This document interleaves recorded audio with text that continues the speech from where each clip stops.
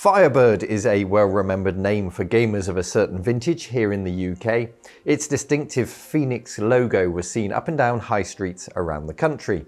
For me, the first game that springs to mind is this Booty, which I had on my Amstrad CPC, a fun game with an infuriating loop of music as you played. And I'd be interested to hear in the comments what the first game is you think of when you see that Firebird logo. Unlike the many pop-up cottage industry publishers of the time, Firebird was a completely different beast. It was a part of Telecomsoft, which in turn was a part of our national telephone network, British Telecom, which was still publicly owned at the time. Joining us today to tell the story of Firebird is Richard Hewison, author of this book, Memories of Firebird, and he used to work for the company, so he's got a really valuable insight into that snapshot of history and that company. Richard gave a talk here at the Cave recently. We'll be interspersing that with a follow-up interview that I did with him. We'll be meeting a developer who had a game published through Firebird and learning a huge amount along the way. So let's pick up the story from the start with Richard and the initial forming of Firebird Software. The first question then is, why did British Telecom create a computer games publishing company? Which is an interesting question because it's not really a perfect fit for what the company does, or did. Quick history lesson. General Post Office, 1912, delivering your letters, and telegrams became the telephone system.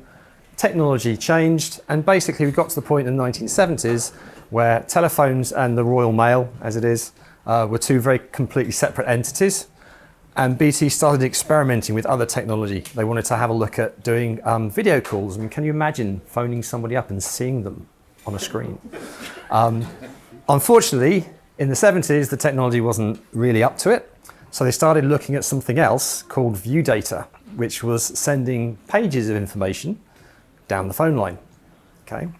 At the same time as BT were doing this, there was also something called teletext being developed. And the idea was, or BT's hope was, that view data would end up being included in television sets. So it'd actually be built into the sets. Unfortunately, that didn't happen. In the end, teletext beat them to it. And so they had to find another route in. And the other route was when the home micro explosion happened in the late 70s, early 80s. And their system was called Prestel. And it was launched in the late 70s. And was basically aimed initially at businesses, and eventually when home computers came around, there was another way of getting this information to people, not via built into the TV sets, but through a home computer, through a box, the modem, and subscribers. So BT were privatized in 1984, which basically meant they sold just over 50% of the shares of the company to the public, and this raised between £3.5 to £4 billion, which is a huge amount of money even today, let alone what it would be worth back then. And about 90% of the BT workforce ended up buying shares in their own company. And what they then had to do was, when they were privatized, they lost the monopoly on the phone network. So the network infrastructure could be used by other companies, so other competitors. So the company itself had to become more competitive. And so they started to look at how they could diversify. What else could they do? And one of the suggestions was, well, if we're providing the network and we have this thing where people can send software down the phone, something that they called telesoftware back then. It was a new feature that had been added to Prestel a couple of years after it launched, including this wonderful thing which was called electronic mail, which was also quite an interesting thing. They had a business one called Telecom Gold, which they were selling to business. And they started to introduce electronic messaging on Prestel and on Micronet, which was the sort of the hobbyist part of Prestel. And that was the thing that was attracting non-business users to try and subscribe. And so they thought, well, if we're providing the network, why don't we provide the content as well? Why don't we actually produce the stuff that is being sold? So they decided then to set up a number of different business strands. And firstly, it was something called Cable Interactive Services, and it was going to be a service called GameStar. And GameStar was going to rent you a computer and a special box.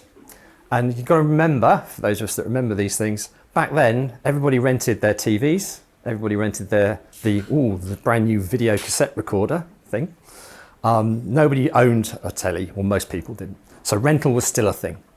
So they would rent you a modified 48K Spectrum with a special box that would connect to the cable TV service. Now, the cable TV service was another brand new thing that was being trialled in different cities and different areas around the UK. And so they set up a completely separate company called Cable Interactive Services, and GameStar would rent you for the princely sum of about £9.95 a month. You could get 3 games a month. And you could play those 3 games as often as you like, but you couldn't save them. So every time you wanted to play that game you were playing last week, you had to download it again using this special box. And that was the idea. Unfortunately, it didn't get beyond the initial trial stage. It was promoted, there was a little brochure that came out, a deal was done with Rediffusion, lots of things were lined up, but in the end it was cancelled before it actually started. So it never happened. The other strand was obviously through Prestel and through View Data with the Telesoftware. And then they set up a software publishing company called Telecomsoft. And there were 2 parts to it. There was a business part and there was an entertainment part. And the idea was they could sell the software through the GameStar service. They could sell the software as Telesoftware through View Data, where people could download it.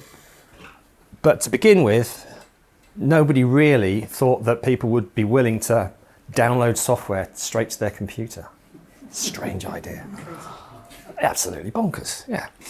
So the traditional route, so physical production, so cassettes, boxes, inlays and so on, had to be set up first to enable them to sell the software to users either through the shops or they could sell them direct through mail order. So there are a number of different strands. I said GameStar didn't really happen. And if you were to see any of the contracts that were set up for developers when Firebird set up, when Telecomsoft set up rather, you'd see that there was a separate paragraph in that contract that would say about the royalty rates for Telesoftware sales.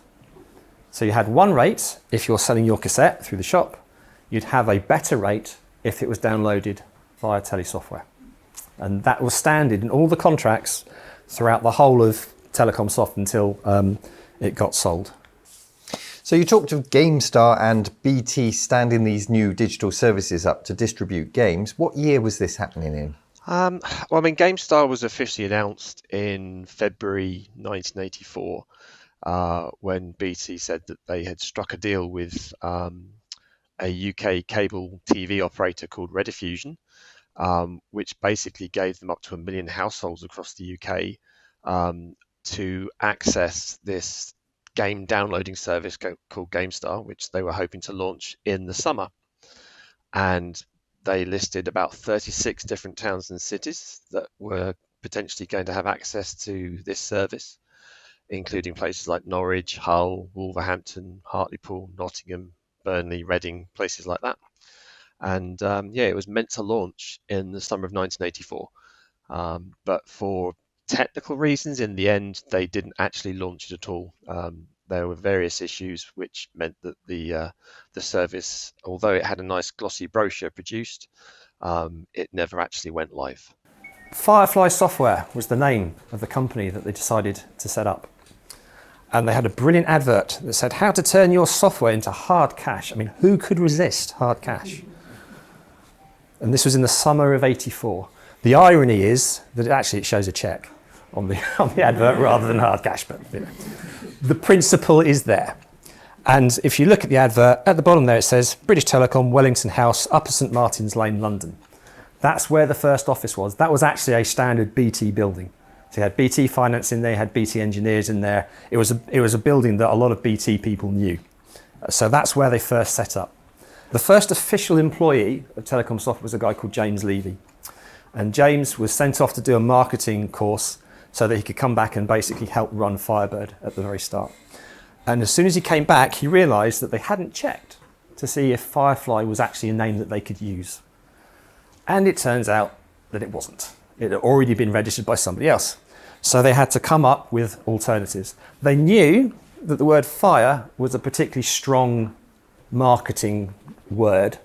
So they knew it had to have something to do with fire. And it just so happens that James Levy had been listening to the Stravinsky suites, which is some classical music for a ballet, that morning, and so he suggested Firebird. And they all basically said, yeah, great idea. So Firefly was out and Firebird was in. So those adverts asking for people to send in software, loads of people sent things in. And they were categorized into 4 different types.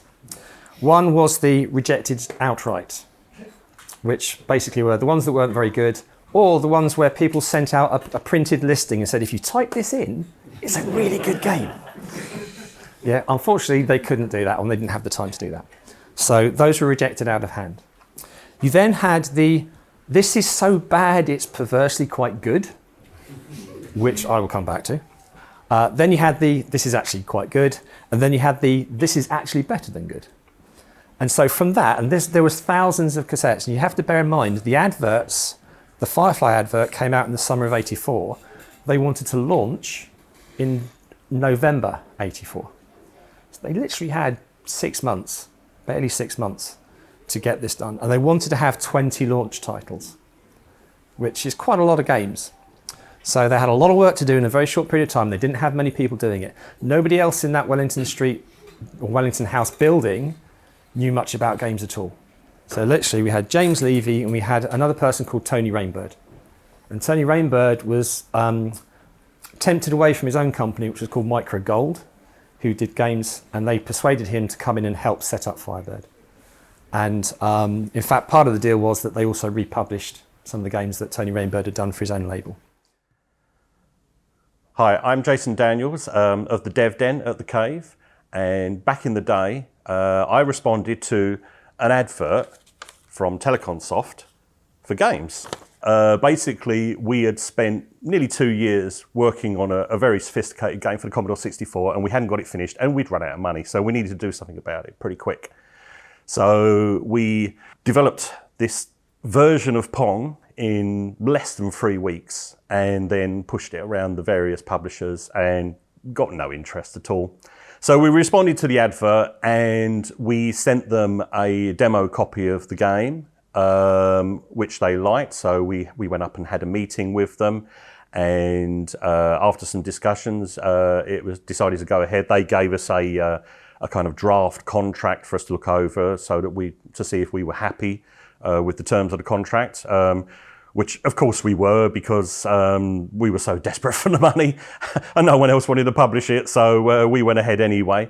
So here is the original contract that we had with Telecomsoft, and we got £1,500 advance, which was in 3 stages, and we got £500 at each stage. And then in terms of actual royalties, in the UK, the royalties for physical copies were 10%. I believe any international sales, it was at a lower rate, about 7.5%, I think it was, something like that. Oh, this is interesting. A sum of 15% in respect of actual amounts received by the publisher for sales of the work, not in physical form, but by transmission through a medium of telecommunications. So in addition to the royalties, we also actually got to keep the copyright of the game, which isn't always the case. I mean, the next game we did, Dying Inside, which was published through Mastertronic, they actually bought the copyright from us, although I think we got a slightly higher rate from them as well because of that. So the experience we had with Firebird was pretty good from what I remember. Obviously, it would have been nice to have made a bit more money out of it, but then, I mean, margins on budget games were very small, and we got a small chunk of a small amount of money. But no, it was a great experience. The people were very nice, and I was just pleased that they weren't getting the game to use on let's say an infamous compilation that they brought out sometime later. Do Not Buy This Game, I think it was called. Jason there mentioning Don't Buy This, a compilation of 5 of the worst games ever published by Firebird, and as he said, he was very happy not to be on there, as was someone else whose story we'll hear just in a moment from Richard. But this came out on the 1st of April 1985. You can't say the title didn't warn you, and it thoroughly confused reviewers at the time, because of course they gave it terrible reviews, under 10% in most magazines, but it's sold by the shed load, as Richard tells us. 5 of the worst games you've ever seen. I'm pretty sure that, we've got one on the table over there. I'm pretty sure that's what it says. I'm almost certain somewhere on the inlay it says, please use this tape as a blank tape and record over it as well. The Firebird logo is upside down. And it was basically all the games that came in that were so bad they were entertaining in their own way. You know, a bit like those cheesy movies that you're not going to admit you actually like. They are so bad they're good. And one guy, most people were very happy that their game was getting published, yeah, regardless of the fact that it was published on these are the worst games ever. There was one guy, and Tony Rainbird told me this years ago, who had produced a horse jumping game where he couldn't draw a horse, so he just drew the ears. And it was the ears jumping over the hedges that was the game. And they were going to put this on the compilation, but he was so peed off that it was on the worst compilation that he refused to allow them to do it, which was a shame. There we go. So, this was the original advert. Seeing is believing was the motto, because on the covers of the cassette boxes, we actually had screenshots of the game. I'm sure some of us remember a lot of the games would have this wonderful bit of artwork on the front, no clue what this game looked like. And when you actually load it up, it looked nothing like that bit of artwork at all. In fact, sometimes the artwork had nothing to do with the subject, let alone the game itself. So they wanted to, it was a marketing ploy. They also didn't like it being called budget games. They prefer the term value for money software. So we didn't call them budget games, they were called value for money, and they were priced at £2.50. Now at the time, Mastertronic had started about 4 or 5 months earlier. So they had already got games out, and they were selling at £1.99. So these were slightly more expensive, but they were value for money, so that makes all the difference. Okay, so does anybody want to have a guess, or whether you were paying attention or not to that last screen, as to what the very first Firebird game published ever was? Or if you don't know the title, would you want to have a guess at what platform, what computer it was for? Anybody want to have a go? No, it's not the Spectrum. Amstrad. No, that wasn't even a thing. I think it might have just about come out. Is it X81? Ooh, no, we didn't actually publish anything for the X81. BBC No. Close. Yeah, you can't guess, you were. It was actually for the VIC-20. Yeah, so Snakebite was the very first game that we published. And guess what it was a clone of? And the very second game was Mickey the Bricky, which was also a VIC-20 game, which was a clone of Donkey Kong. Then we had some BBC Micro games, and then the Spectrum games. Run Baby Run was Tony Rainbird's game that got republished as part of the deal for him joining the company. And Terraforce and Menace were actually released games as well. They'd been previously published. And there's a number of games in there that some people do actually quite still think of as classics. Viking Raiders was a very good strategy game, if anyone ever played that one. The Wild Bunch is also quite a good one. And then eventually we get some Commodore 64 games near the end, with conversions of Mr. Freeze and Booty and some games there at the end. So out of all those, that was the launch titles. There were 20 games, and they gradually increased these over the next few months. In the first 3 months, they actually sold 250,000 copies, which was pretty good going for the first 3 months. And they didn't have a sales manager, they hardly had any infrastructure in the company at all. So they considered that to be a very encouraging sign that things were being done right. Who did BT use to get these titles into the shops? What did their distribution network look like? There were lots of distribution companies set up in the early 80s, because there are obviously lots of very small publishers who are all trying to establish themselves. There's no official paperwork to confirm who they were actually using, but later on, companies like High Tech Distribution were used in 1985 for some of the bigger releases like the Elite conversions, and they were also instrumental in getting a lot of the Firebird budget games out to the shops in sort of 1985-86, but that company got into difficulties in early 1986 and went under, and that did affect Firebird and a number of other publishers at the same time.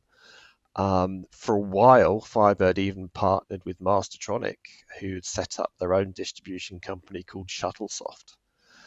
which seemed like an odd thing for them to do, considering that really they were rivals aiming at the same market, the budget range. And although there's no evidence to say how long it lasted, certainly within a year, the two companies were sort of sniping at each other in terms of who was the more successful. So I suspect that particular distribution relationship didn't last very long. But Firebird also partnered with a company that was set up by Richard and Alison Bealby to get the Firebird games into the smaller retailers and the corner shops. So we had those wireframe racks, and you had games mounted on back of card. So you could walk into a newsagent's and buy your games that way as well. And it was the same company, in fact, that Mastertronic were also using to get their games into as many small retailers as possible, not just the big stores who were Boots, Smiths, John Menzies, people like that at the time. They also wanted to sell on the corner shops as well. So the most successful game out of all of those, anybody want to have a guess at which one sold the most? Any names stick out? Booty. Yeah, Booty. Yeah, Booty is the game that sold more copies than anything else. Oh, I'm going to turn that down. Just be grateful it wasn't the Spectrum version. Booty was the one that sold the most copies. It sold 100,000 copies on its own between the Spectrum and the Commodore version. And Kevin Moutin did the 64 version and John F. Kane did the Spectrum version. It was a game that was originally written for a completely different software company called Rabbit Software, who basically got into financial difficulties. So they saw the advert that Firefly or BT had put out, and so they offered the game to BT instead. And originally it was a 3-part game. So there were 3 sections to it. The first section was swimming underwater, catching fish before you got to the ship. The second section was on the ship itself, thank goodness that stopped, where you would wander around and pick up treasure and booty and all sorts of things, and avoiding, I think it was supposed to be a parrot, I'm not sure, but it was definitely a pirate. I'm not sure about the parrot. And you had to gather as much money as you could, various things exploded and so on, and there were conversions later on for the Amstrad and for the Commodore 16. So the Spectrum version looked like that, and you basically, instead of coloured keys, you had numbered keys, okay? But there was an interesting thing about the Spectrum version, I'm sure some people might remember this. If you had one of these things plugged in, which was a current microspeech, then when you loaded Booty, you actually got this game. And the reason you got that game was this was actually part 1 of the 3-part game that they were intending to write. But BT were only interested, Firebird were only interested in the middle section. That was the strongest of the 3 parts. So rather than undo the code, the programmer hid it. And he hid it at the same address that this thing used. And so when you booted it with that attached, all of a sudden you got this mystery new game. So it wasn't intentional, it was just the way it happened. These are the remaining releases on the £2.50 range. So the next 12 months, there are an additional 30 titles that came out. So we had 50 altogether, spread across a number of different formats, including, as we went along, you suddenly started seeing some Amstrad versions. I've got an Amstrad screen on there. Yeah, Shorts Fuse is Amstrad. And we had some text adventures in there as well for the first time. And Tony Beckwith's Helichopper, because Tony came to work at Firebird soon after. And Chicken Chase, which was a great game written by some French developers. And so it had quite a good range of arcade games and a few text adventures, the odd strategy game thrown in. The very last game there is called Collapse, and you could say that that was the collapse of the seeing is believing, because there's no screenshot on the front. At that point, the marketing changed to having screenshots on the front to having screenshots on the back of the inlays instead. Okay, so that was the range, and then we changed from £2.50 to £1.99. And the next 2 years saw this range of games come out. They repackaged some of the games that had already been released, redid them with new artwork, and then started to slowly introduce new games to the range. Ninja Master did very, very well. And then we have the classic Thrust. And Thrust was a great game if you could master it.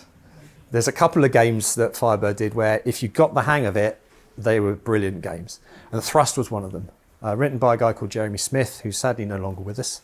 But there were a number of different conversions done. The only version that Firebird didn't publish was for the BBC, which was done by Superior Software, and they sold it at full price, whereas Firebird was selling it for $1.99, which is an absolute bargain.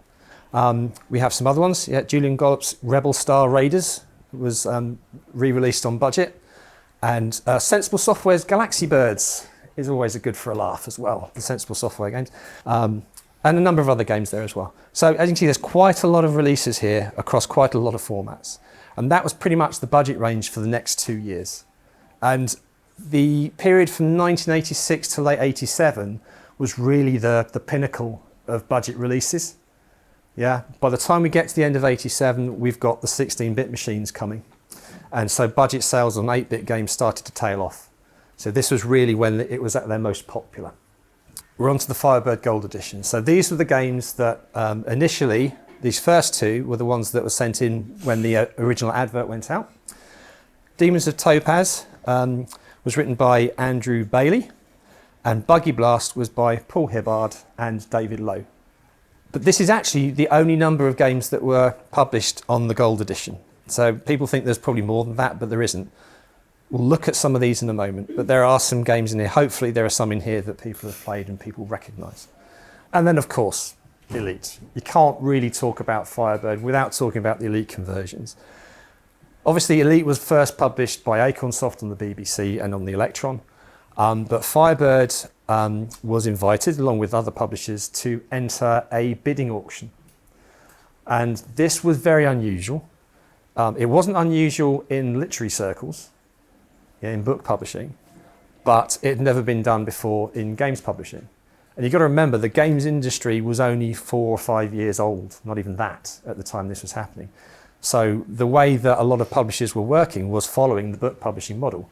And there was an agency called Marjac Micros who was starting to represent programmers in the same way that they'd represent book authors. And that company was run by a lady called Jackie Lyons and a guy called George Markstein. And they were literary agents, and they set up a division to look after software developers. George Markstein's most famous for being involved in television scripts and things in the 60s. And if you ever watch The Prisoner, he's the guy who sits at the table that the fist is slammed down, I am not a number, I am a free man. He's the guy sitting behind the table. So a little fact there. Anyway. They ran an agency, they represented David Braben and Ian Bell, who obviously co-wrote Elite, and an auction process was started. BT won the auction for £100,000, which is a lot of money. Acornsoft were not particularly happy about the auction for various reasons, but it went ahead. Firebird won the rights, but the rights were only for the Z80 version, so the Spectrum and the Amstrad, with the possibility of an MSX version coming a little bit later. Although, interestingly, the first version that was actually published was for the Commodore 64. And the reason for that is because Ian Bell and David Braben wanted to be able to write that version themselves, or at least have the chance to write it. And they were doing their finals at university, so they didn't have the time to do it. So they wrote the Commodore 64 version. They needed a little bit of help at the start, and they needed a little bit of help from the PDS system at the end to get it to all fit in. But that was the first version to be released. Taurus, who were Union Science, who'd written Gyron, got the contract to do the Spectrum and the Amstrad CPC versions. And those two versions came out quite close together. There were a few issues with those versions. If I mention the word lens lock to anybody here, I'm sure you all remember lovely lens lock. It was an anti-piracy device. It was a bit of a PR disaster. It didn't last very long.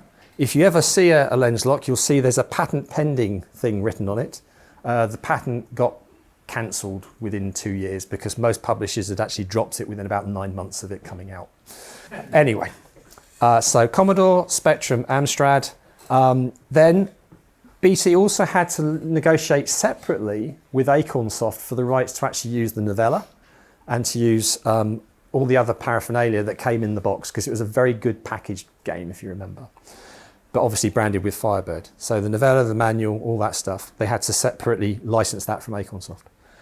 And then they also had to separately license conversions for the PC, which is this one, the MSX, which was the other Z80 version, and then we have the ST and Amiga versions as well coming near the end. And these two were written by the same company, Mr. Micro. And in fact, they were promised the 16-bit versions when they won the contract for doing the MSX. Now, the one version that's not on here is for the Apple II. And the Apple II was written specifically for the US market. So Firebird did actually set up a US division called Firebird Licensees Incorporated. And its first release was Elite on the Commodore 64. And the Commodore 64 version actually sold incredibly well in the States, to the point where the Billboard software charts, which actually stopped in late 86, for 4 months, Elite 64 was #1 in America. So this was the first UK source bit of software to hit the #1 spot, and not only hit it, but stay there, with the exception of 2 weeks when it dropped down to, I think, #3 and then went back up to #1 for 4 months in the States. And that was just on the 64 version. That was before the Apple II version got released as well. And they were competing with other software that was across multiple formats like PC, Apple, and so on and so forth. So that was a really good result, and that set that company up. Unfortunately, in hindsight, that was probably the best that ever happened for Firebird Licensees Incorporated. Everything else that was sold through that company in the States was combinations of other games, Commodore 64 games, and so on and so forth, that didn't really fit the American market. So they never really cracked the American market after Elite. I imagine trying to find the next Geoff Crammond or the next hit game was quite a cutthroat business. Was Firebird quite aggressive in the industry in trying to hunt these games down? Firebird didn't actually have to be too aggressive because it established good, solid, professional relationships with key people quite early on. Obviously, the relationship they had with Acornsoft with the Elite conversions gave them an advantage when it came to titles from Geoff Crammond, for example. And so Geoff Crammond was, as far as I can tell, was very keen for Firebird to publish the Commodore versions of Revs and Revs Plus. And once he had worked with Firebird on that title, those two titles, I should say, then he approached Telecom with the Sentinel. So quite early on, people were actually coming to BT. BT didn't necessarily have to go chasing people. People actually were willingly coming to BT to see if they could publish the games. Partially because it was BT, so they knew it was a big company that wasn't going to go bust anytime soon. And also because within the first year, Firebird as a label had established a very good reputation. So it wasn't actually as aggressive as you might think. A lot of people wanted to do business with BT at that point. A couple of other games, Revs and Revs Plus. Geoff Crammond, guy's a genius in my book. He wasn't even into racing games until he was asked by Acornsoft to write this Formula 3 simulator on the BBC. And when it came to doing a Commodore 64 version, because Acornsoft had dealings with BT over Elite, it seemed a natural fit that BT should be the publisher of the Commodore 64 versions. And the Firebird version had 2 tracks on it, whereas the original Acornsoft version had 1. And Acornsoft were just about to release a 4-track add-on for Revs on the BBC. So one of those tracks got added onto this one, so we had 2. And then a year later, Revs Plus was published as a standalone, not as an add-on, and that had 4 tracks, so the 3 remaining tracks from the Acornsoft 4-track add-on, plus an extra exclusive track. And that's a really, really good game. That's obviously the forerunner to a series that Geoff Crammond would do later on, called Grand Prix, funny enough. But in between these 2 games, Geoff Crammond did another game. And this is the game which I would say is my favourite Firebird game out of all of them. And it's the Sentinel. And it's a game that looks like it's played out on a chessboard with varying different levels. And at the highest point is the Sentinel. It's a strategy game. A lot of people bought it and still didn't understand what they were doing. This is the Amiga version, which is running a lot quicker than the original 8-bit versions did. A lot of people struggled with the fact that the 3D was a little bit slow on the Spectrum, Commodore and Amstrad and BBC. But basically it's a strategy game all about absorbing energy, climbing, transporting yourself into a different robot, climbing up the levels and absorbing the Sentinel. And to absorb anything, you have to be able to see the square that it's standing on. And it became quite panic-inducing when the Sentinel sees you, it starts to reduce your energy. In later levels, you also have sentries dotted around who do a similar thing. And it became a cat and mouse trying to move across the board, get as high up as you could to absorb the Sentinel before he absorbed you. Firebird didn't know anything about it. Geoff literally walked into the office one day with a nearly finished version and said, "Do you want to have a look at this?" And yeah, they were floored by it. And it came out within about 7 or 8 months, we had all the versions published. And it is, let's say, my favourite game. It is a little bit of a Marmite one, but if you've never played it, seek it out, have a go. It is a really, really good game. I mean, there's no official sales numbers available, but having said that, if you look at the software charts, which is the only other way you can really work out whether things are doing well or not, there are key titles within the Gold Edition range, and the Gold Edition range actually only lasted for about 2 years before it kind of disappeared and became the main Firebird range. And titles like Elite, the Sentinel, Revs, they were appearing in the charts quite regularly over that sort of 2-year period that range lasted. But the key thing to remember is that a lot of those titles would sell over a long period of time. So they didn't necessarily have to hit the charts and be in the top 10 for them to be a success, because they sold over 2 or 3 years, compared to titles from other publishers which would maybe only be popular for 2 or 3 months and then disappear and never be seen again. But then we also got the rights to do the Commodore 64 versions of the Ultimate games. And these were Saberwolf, Underworld and Nightshade. The interesting thing about those 3 conversions was that part of the stipulation from Ultimate was that they had to be pretty much identical to the Spectrum versions. And that was the key thing that the reviews actually didn't like when they reviewed it. They said, well, it's no different to the Spectrum. But that's what Ultimate wanted. Ultimate weren't interested in converting their own things. They wanted to go off and do new things. And as we found out shortly afterwards, they actually wanted to go off and do new things on this newfangled thing called the NES. And there was a rumour that BT were going to sign and buy out Ultimate. And actually, as soon as that rumour came out, it was announced that US Gold had done it instead. So that wasn't quite on the money, that one. But those conversions were identical to the Spectrum. The packaging was very similar, and so they were distribution deals. Okay, Bobble. One of the things that BT didn't do, which a lot of other companies did, was engage in the whole licensing, so TVs, movies, coin-ops and so on and so forth.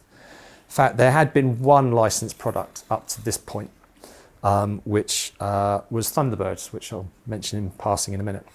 But this is the one that most people remember.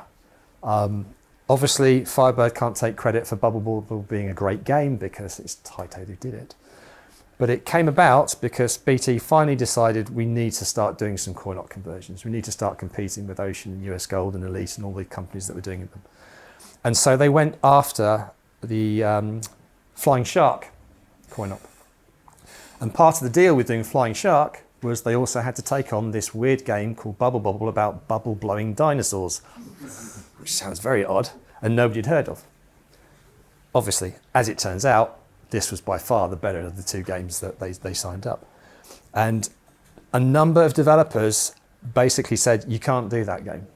Well, Firebird had the licenses for Bobble. I went to see them, met with Colin, and Colin said to me, look, no one will touch this conversion with a barge pole. They say it can't be done, it's not possible. I mean, that's red rag to a bull. So I brought back a board. We had the arcade board. I showed it to Steve, and we had Mike Folliner as well. You know Mike Folliner, the first game he did for me was Sentinel on the Specky. Another thing that they said couldn't be done. So we'd already done the Sentinel, with Mike Folliner's genius, he managed to do that. So we'd done the Sentinel, we proved to them once before that you know, it can be done. Obviously, there's compromises. Showed it to Steve Ruddy, who rubbed his hands together, supplied with pies, off he went. And we just did a quick demo with just these squares, lots of squares, using the vertical raster interrupt. He managed to place more than 8 sprites on the screen at one time. And I went back to them and I said, look, here's the proof of concept in terms of the mechanics. And they gave us the contract. There's too many sprites. There's too many things going on at once. But Software Creations cracked it, and the Commodore 64 version is particularly good, even though, in hindsight, years later, you do realise that an awful lot of how the game works isn't strictly correct in terms of all the hidden stuff that's going on in the background. There's a lot of clever algorithms going on in the background that make certain objects appear at certain times in Bobble. And unfortunately, whilst documentation was given to the developers, it was in Japanese and they couldn't translate it. So the game was converted simply by playing the coin op to death, observing it and writing it the best way they could. But it was a great game. Other labels. Firebird did publish other labels. We had, and these are quite short-lived, the Super Silver range. This came out in late 85. It was priced at £3.95, so we were just on the cusp of reducing the budget to £1.99. So there was kind of a gap between the next price range. So they introduced Super Silver, and it had these wonderful brittle plastic clamshell boxes. If you come across these on eBay today, I'd be very surprised if you find any that are still intact, because these things broke very easily even when they were brand new. But there was a whole series of games on here. Chimera from Shahid Ahmad was a particularly good isometric game. Willow Pattern, the only video game ever to be designed based on a plate. Yeah. Show me another one. I don't believe you. And then we have Thunderbirds, which I said was the first licensed game. They didn't exactly go to town on pushing the license on Thunderbirds. And in reality, they actually stole the license from a different publisher at the last minute, which is a bit underhanded, but they offered Jerry Anderson more money, basically. That's BT. And we've got Microcosm Star Drifter and a game at the end there, which you wouldn't be able to call these days, called Fat Man Sam, which you probably wouldn't get away with. We also have a hot range. And the hot range was a very short-lived range that came in red boxes. And there were 4 games initially. And the idea was you would have a Spectrum, Commodore and Amstrad version of each game. And best intentions, that didn't happen. But the games we had was Costa Capers, Rune Stone, Jerry the Germ, and if I can remember what the first one was, it'll come back to me in a moment. But they came in cardboard red boxes, and then we had additional games, Vectron 3D, the Comet game, which was based on Halley's Comet, because back in 1986, Halley's Comet was just about flying over our heads, and then re-releases of Rasputin and Jerry the Germ. And both those labels came out within a month or two of each other, and within about 4 months, both of those labels had disappeared again, never to be seen again. It was one thing that BT managers weren't afraid to try experimentation. So they'd give something a go. If it didn't work, go, right, that didn't work, we just move on. And those labels did not last long at all. You mentioned the management at Firebird being quite willing and happy to experiment with new things like the Silver range, but you were working for them at this point. How did you find the management to work for? Right. I mean, to be honest, it was the easiest group of people to get along with I think I've ever experienced. We were kind of shielded from the rest of BT. I mean, it was one of the reasons why in the end the company was sold, because it really wasn't anything to do with the mainstream part of the BT business. I'm sure the managers at Telecomsoft were effectively sort of making sure that all the sort of the bureaucracy and the red tape, if you like, that was involved with BT was kept away from us who worked especially in the games department. We were given that protection, that freedom to be creative, which is what you need. It's a creative industry at the end of the day, and we were all like-minded people. We all wanted to make sure that the games that we published were as good as they could be. I mean, obviously the budget range was slightly different. Most of the people in the games department didn't get as involved in the budget side. But the managers there, they were all people who loved games as much as us who were the games testers. So we didn't really have too much direct involvement with the upper management, and the management who were at BT, I got along with absolutely fine. When the company was put up for sale, then a few cracks did start to appear, but you're always going to get that because people realise that the future is a little uncertain, and at that point people will have different opinions as to what's best for the future of the company. So you're always going to get that kind of effect when there's uncertainty. But certainly when I was there, I had no problems with anyone. The management were great. We were all pulling in the same direction for the majority of the time. Okay, this is the remainder of the Firebird range. So the Firebird Gold Edition was dropped. The full price Firebird just became Firebird. We have the Ultimate conversions, Druid, which some people would say was a Gauntlet clone because that was a very popular game at the time. US Gold had the license to do it. They basically were jumping on every company that had anything that vaguely looked like Gauntlet. Thankfully, the guys that wrote Druid were able to prove quite easily that they weren't ripping off Gauntlet at all. They were actually ripping off a game that was even older, so all good. Kinetic, Mystery of the Nile, and a couple of other games, Gothic. Earthlight was Pete Cook, and Pete Cook was a very innovative 8-bit programmer who went on to do some very interesting stuff as well. And Virus, which I'm going to come back to in a moment. Occasionally we published games that weren't quite as good. GI Hero might be one of those, not saying one or the other. Intensity, another Graph Gold game, and Soldier of Fortune, they're all Graph Gold games. And then Dynamic Duo, which definitely gets forgotten about because it's basically a guy walking around with a duck on his head. It was the 80s, what can I say? You could do games about anything in the 80s. And then we have the 16-bit games as well. So Firebird kind of grasped the 16-bit nettle quite early on. Rainbird did especially. But we have quite a few games here, versions of the Sentinel, Elite, Star Trek. Now, Star Trek is a game that was developed for Beyond Software rather than for Firebird. And BT bought Beyond Software at a particular point in time, and Star Trek was supposed to be the game to bring Beyond back into public focus. In the end, it ended up on the Firebird label. And it was a little bit late. I won't go into any more details on that. It was supposed to have come out for the 20th anniversary. It ended up being about 18 months or 2 years later than that. We also have some Firebird ST budget games because the whole label rebranded in 1988 with new stripy packaging. Obviously made a big difference.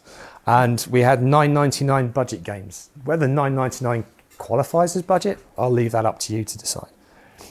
But we did 4 conversions of Thrust, again, Warhawk, Eyeball, and Mission Genocide.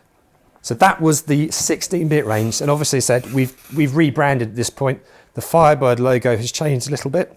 The wings have been pushed up to make it look more dynamic. And it says, a legend in game software.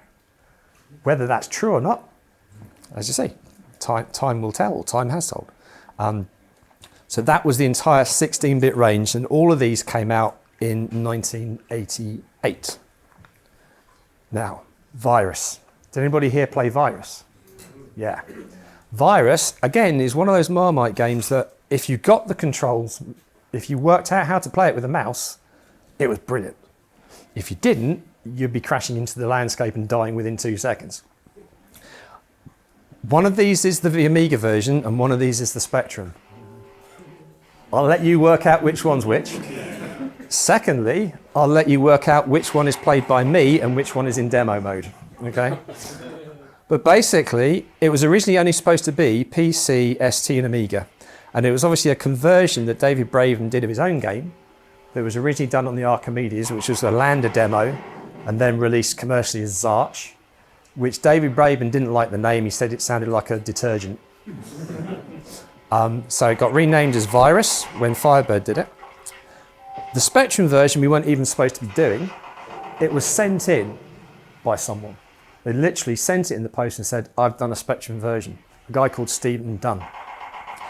It was sent to the agents, Marjack, who I mentioned earlier, And they forwarded it to David Braben, and they said, yeah, okay, we'll publish it. Firebird can publish it.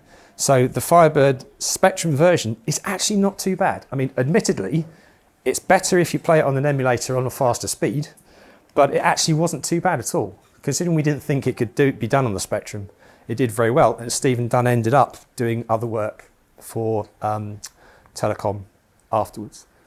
Back to the budget range. In '88, we were rebranded with Firebird, with the new pushed up logo, if you remember, and the stripy packaging. Silverbird was the last hurrah for the budget range. We had a load of releases that were re-releases from other publishers. Up to that point, an awful lot of the games were original games that people had sent in. And the beauty about Firebird in general, when you look at it now, is that it gave a lot of people their first entry into having something published. A lot of people's careers started by having a £1.99 game published by Firebird. Yeah. Whether it was the best game in the world didn't really matter, but it gave them that in, and a lot of people's careers were started. So by the time we get to 1988, there were less submissions coming in because there were more professional, more development teams. The whole industry had changed at that point. So there were a lot more re-releases. So we had re-releases from Microsoft and Palace Software thrown in here. So we had Cauldron, and we had lots of other games that I can't remember off the top of my head right now, but they're all in there. And Dynamite Dan from Microsoft and Psy-Combat and games like that. And the budget era really came to an end once the magazine started to put games on cover tapes. If you remember that all of a sudden you started getting demos, and then after a while it turned into actual full games that had previously been sold.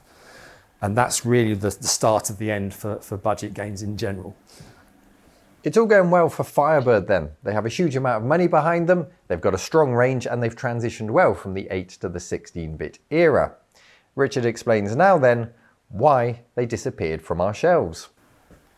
So, in early 1989, BT decided to sell the company. Okay, they decided to sell the company because they got very nervous about being in the business of generating content, because there was a lot of chat lines. Do you remember the phone chat lines? You used to have to pay 10p a minute or whatever it was.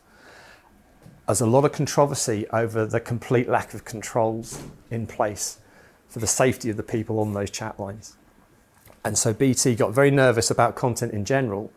Secondly, at the start I mentioned that Telesoftware was the thing that they were hoping was going to become the way they sold their software down the phone lines, because that's their main business, is using the phones. It never happened.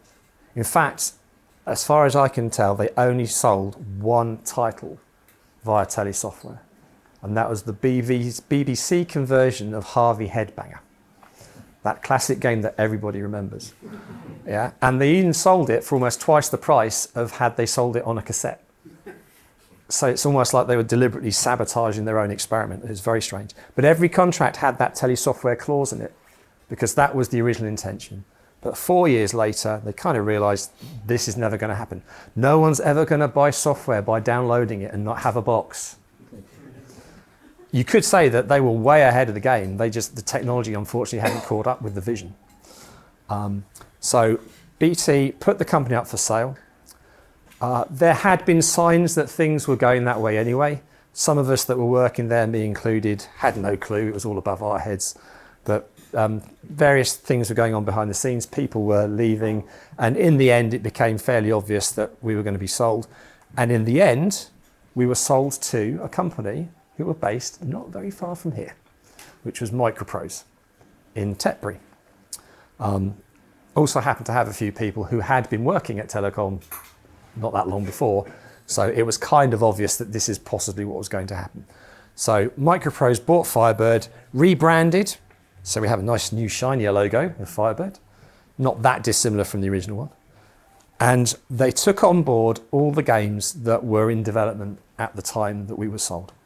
But they sold it because it was making money. The first 2 years, it didn't make much money at all because of the setup costs. The next 2.5, 3 years, it actually turned over a profit and became profitable to the point where it could stand on its own 2 feet. And therefore, it didn't needed those ties to BT anymore.